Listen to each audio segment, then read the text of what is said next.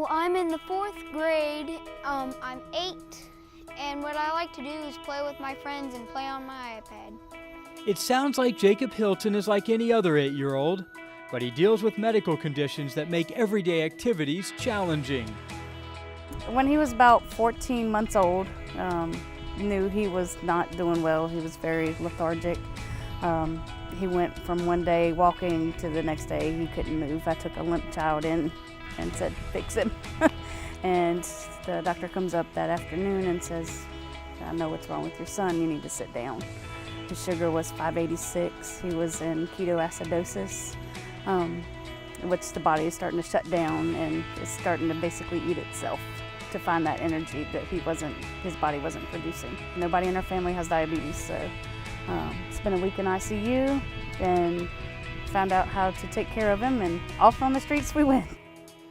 In addition to celiac disease, Jacob suffers from 2 forms of diabetes, type 1 and diabetes insipidus, where the brain doesn't concentrate the urine, so he has to take a drug called desmopressin that does concentrate the urine.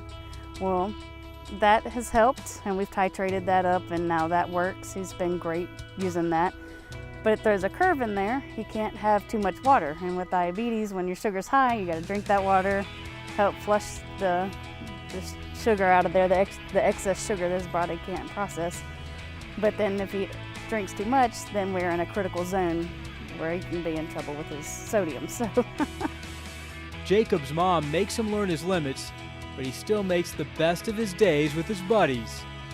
We do this distance contest on the swings, and what we do is we get up high, and then we jump off the swings and see how far we can go.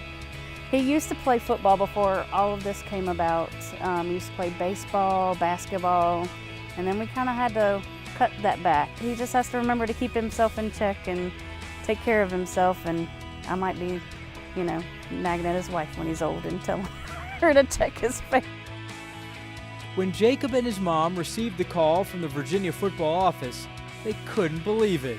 To see what he endures every day, and he does it mostly with a smile on his face, and he gets down sometimes. I just thought maybe if he came out here and saw what it's like and got that kind of experience, I didn't know that he was going to get this kind of experience, but kind of perk him up a little bit and say, hey, yeah, you have all of this, and you can't do some of the things your brother does or your friends do, but you got this, and that's pretty cool.